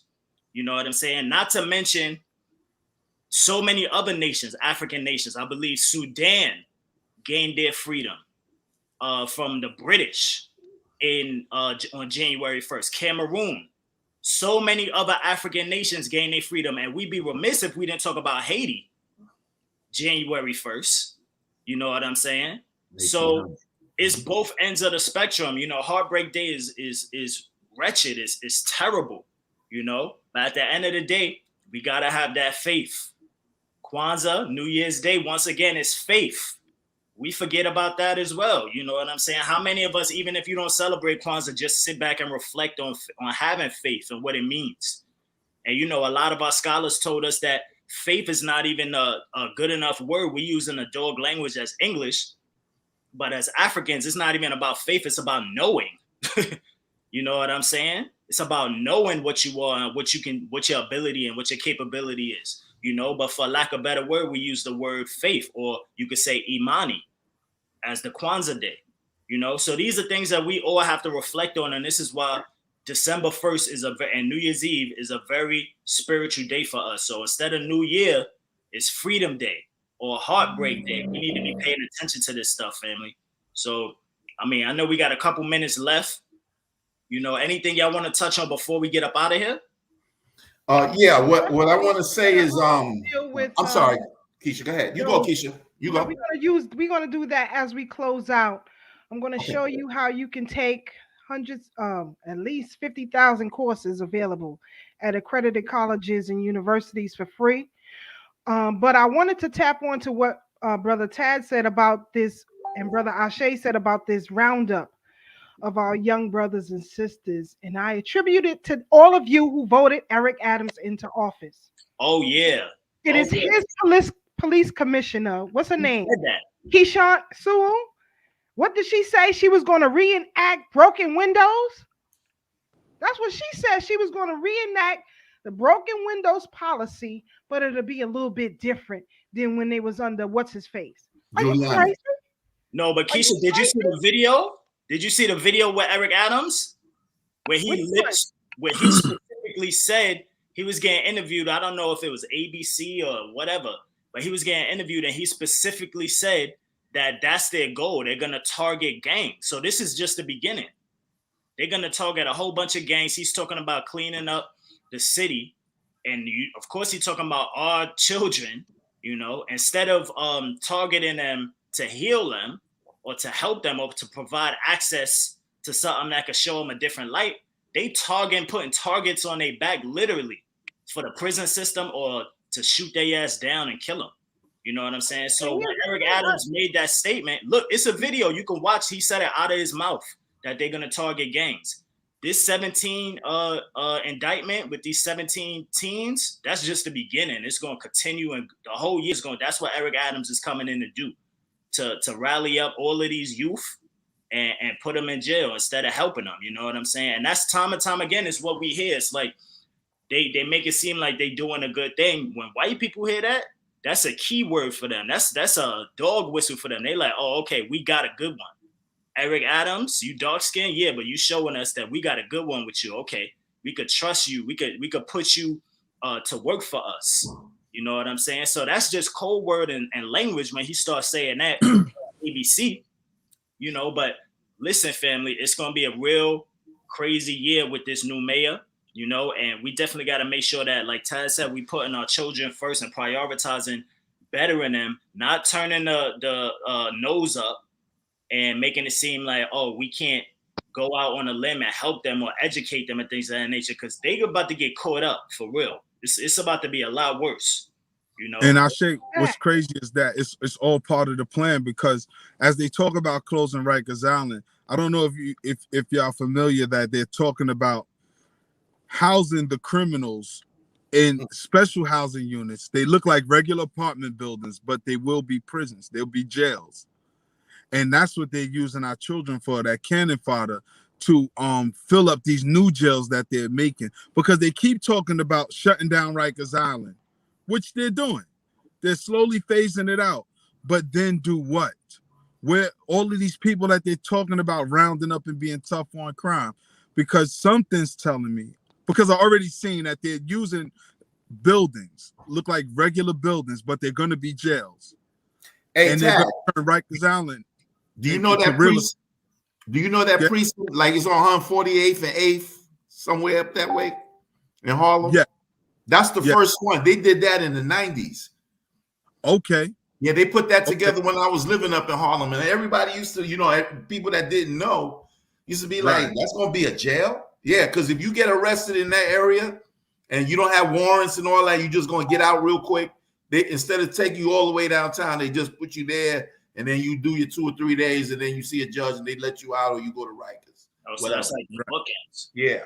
Right, but now they're going to keep you longer. Yeah. Why? You know what I'm saying? And what I was going to say is I believe that they're just going to go right back to convict leasing and start shipping convicts around the country. Start shipping them around the country, because you will be state property again. Sure enough, as we just learned about Horror Night or Heartbreak Night. Right. So we have to keep an eye out for this, because those who don't know the history is doomed to repeat it. So this is why it's important we constantly have these conversations and dig it up, because, again, their weapon of choice is distractions and confusion. So as long as they keep us distracted and confused, they think they could do the 3-card money on us. But we stay on point, we stay vigilant, we could constantly arm the audience and let them know that this is real. This is nothing we're making up. All of this is documented and recorded. Yeah, these are the new faces of. I sent y'all the video where Eric Adams is talking about it. So, if Keisha, you could put it in the chat so the people could see it, because he said out of his own mouth. So just because they skin folk, we already know they might not be kinfolk, and I don't care. Like Keisha and Mike Graves, they've been had to drop on him, because he used to be with 100 Blacks in law enforcement, right? Correct. See, switching up now. Crazy. Two, you have see. That's why I don't like these. I see the thing he had with George Stephanopoulos, the interview that Ashe sent. And you guys can go to ABC News New York on YouTube and check that out in its entirety. But I don't like these one-on-one interviews, because you can't challenge him. See, I would challenge him. What is your definition of a gang? Because if that's the case, You need to be in Chinatown ASAP. They got more gangs than anybody, but I don't see the rundown on them. I don't see the rundown on the Italians. I don't see the rundown on the Russians. It's only black children. And, the three of you got on Yankee hats tonight. You could be identified as a gang. Three or more people wearing the same thing could be constituted as a gang. Wow. It's critical to know the law. So you have to challenge these people. And I would challenge his frog face because I don't like this kind of stuff. I don't like it. I don't like it. And you have too many talking heads out here who would just shake their heads. People were clapping and congratulating that he selected Keyshawn Sewell as a police commissioner from Nassau County. We already know what the deal is for black people on Nassau County. Didn't our Shay just have Brother Sachs up here last year to tell y'all what went down out there? Stop the foolishness. Stop the foolishness. I would challenge him on every turn. And that's why I give him the business every chance I get on Twitter. He makes me sick to my stomach. And black people, you have to become more politically astute. We keep telling y'all that. We keep telling y'all that. As Kwame Ture said, because you hear all the time, we got to choose the lesser of two evils. Kwame Ture said, a moral people never chooses evil. Now, then you have to check yourself. Are you moral or not? But I'm going to get off my soapbox. Yeah. I just want our people to see this, and then we're going to let Brother Blak Smith close out. Family, if you ever wanted to take a course, you ask how Sister Keisha be doing all of this stuff. I'm going to put y'all on now. I'm going to put y'all on, for free. But if you ever wanted to take a course, no matter what it is, from mathematics to technology to whatever, law, political science, whatever, check out this website, digitaldefynd.com. digitaldefynd.com. You have over 92 courses available. You have 45,000 free courses. 1,200 certified courses, free digital certification courses, 8,000 university courses for free at Harvard, at Stanford, at MIT. Stop playing. Don't say you ain't got the money to do it. You ain't got the time. You can take these courses depending on what it is. I can't say all of that. Depending on what it is in your own time. I make my own schedule, except for when it's exams. But other than that, I make my own schedule. So I would implore you, matter of fact, I'm going to drop the link in the chat. I want y'all on your own time, check out the site and see what courses you could take to better your education. Also, I want to share with you all, because I see some of our brothers and sisters are starting their own schools, starting their own business, and maybe your funds are short. You don't know how to, what do you call it? Furnish your business, if you will. Hold on one second. Here we go. Sorry, family, I clicked the wrong page. But if you want computers, even if you want to update your stuff, you want a brand new car, I don't care what it is. It could be anything, You want what do you call those things? Cameras, whatever. Just about everything that you want, you can find on this website right here. And it's called govdeals.com. That's govdeals.com. Can y'all see that? Oh, I didn't put it up there. All right. govdeals.com. Damn. From educational equipment to technology stuff, electronics, fine art. Believe me, whatever it is, these are government seizures. Some people die and, they take, what's left or what have you. And they trying to sell it. You know, I found a computer on here for $15 that I've been looking at. But Wow. the Yeah, thing you giving it up, girl. state, Woo. because they do not ship. So whatever state or city that they're selling these things in, that's where you got to go pick it up at. So I'm in New York, so I put in New York, and then I see everything that's available for New York. I know Dr. Baruti, I know Q Butter, I know our brother in the Midwest who has schools. There are desks, tables, and chairs, and computer Wow. desks, and storage cabinets, and everything you could get. Some of the stuff they're giving away for free. They just Wow. want to get rid of it. So I'm putting y'all on tonight. Govdeals.com, digital DeFi ND. Matter of fact, I'm gonna put this in the chat too. So y'all can check it out at your own leisure, in your own time. Hey, Keisha, can I ask you a question? Go ahead. With the New York jurisdiction or area, whatever you want to call it, would that cover North Jersey and like, you know, Yes. you're right. So Yes. it covers the metro, not just New York City. Yes. Actually, Okay. you can narrow it down to your zip code if you want. Wow. But it's up to you. You know, if you Right. if you got a vehicle and you're willing to travel to get a brand new Mac for $100, Right. you ready to drive to Ohio to go get it, then do that. Yeah, for Rather than sure. paying several thousand, right? So For sure. it's totally up to you. So again, family, here on this platform, we want you all to be the best that you can possibly be. And I'm going to be dropping a lot more of these jewels for each and every one of you. I know that tomorrow, isn't that your Earth Day tomorrow, Brother Blak Smith? Oh, no. Actually, it was on Monday. Oh, Monday. Okay. Right. And Oh, what I happy wanted to belated. Oh, thank you, sir. Thank you. Thank y'all. What I wanted to tell the people was, you know, I'm a targeted individual, and you know, keeping the job is impossible. I would love if y'all could just cash at me if you got any money. You know, I'm not asking nobody to go broke or send me, you know, $10,000 or nothing like that. If you got that, that's fine too. Not the Umar money. Nah, not like that. Not like that. And if you're not the type of person that like to give people money, but you want to read good 2 books, you know, I'm sure Sister Keisha gonna drop it in the links or whatever the case may be. Get at me on my inbox. It's Flavius Jones. It's the same one you see on the screen right there.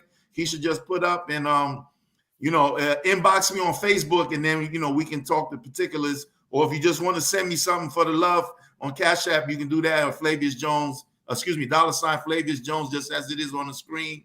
And with that, I'm out. I mean, I love y'all. Peace. Everybody's going to be better in 2022. And one love. One love. Peace.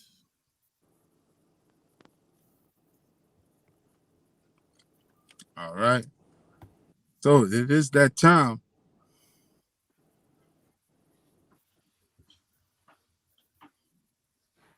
Yeah, you on mute, Keisha. Let them know where they could get the book, brother. Oh, yeah. Like I said, just inbox me on Facebook as Flavius Jones. And then, you know, I get that out to you. You know, you should have it in 2 weeks. I'm sorry, I didn't say the prices or anything like that. It's $30. The actual price of the book is $22. Actually, it's 2 books. My first one was I Ain't Perfect, But Take It From Me. And the second one is Boom Bye Bye, Hip Hop Will Never Die. It's an expose on the entertainment industry with a focus on hip hop. That's my first book that Keisha just showed up there. That's I Ain't Perfect, But Take It From Me. They're both $30. That includes postage and handling because postage is going up considerably. I used to just charge $25, but it got to go up to $30 now, so I can cover everything. And that'll be it. You should get it in about 2 weeks in the event that you order my books. That's what's up. We got China to blame for that. And we're going to get into all of that next week, I promise, because we want you to understand what's behind the clothing that you wear, the shoes that you wear, the bags that you tote. I think, Brother Chad, did you get to catch that Von Yes, Dutch document? Yes, So it you did. know everything your sister been saying, the shenanigans behind the scene is right and exact. Yep. Um, and I've been in this industry for over 30 years. So we're going to discuss all of that next week. We're going to get into the Maxwell family. We're going to dig deeper into Eric Adams. We just wanted to come in tonight wishing you all a great, great, happy new year and all the best to each and every one of you. Again, thank you to our brother Blak Smith. Maybe he'll join us again next week. If I'm invited, I'm there. We're going to go in. All Okay, right. then. I got to get your perspective on these various topics. Okay, I'm there.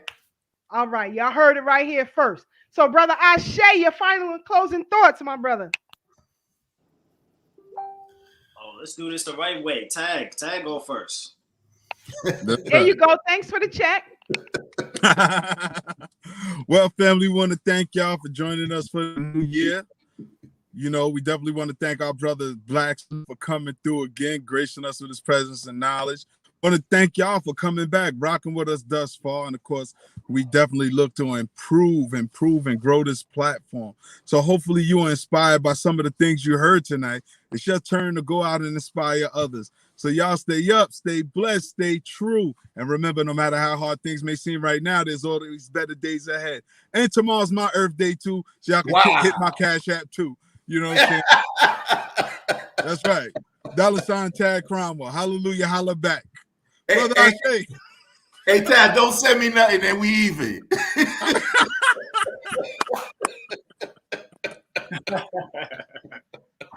Yo, you stupid. Yeah, man. Yo, I just want to say thank you to everybody that has been supporting us. You know, as far as we've been going, we still taking it, we growing. Please do us a solid, share this video. We want to make sure this information get to more people. Also, we got in the next 2 weeks, MLK Day is coming up. Yes, sir. You know, so we want to get ahead of that. Make sure we study in the ancestor, the goods, the bads, all of the things, and learning from those mistakes and those wins.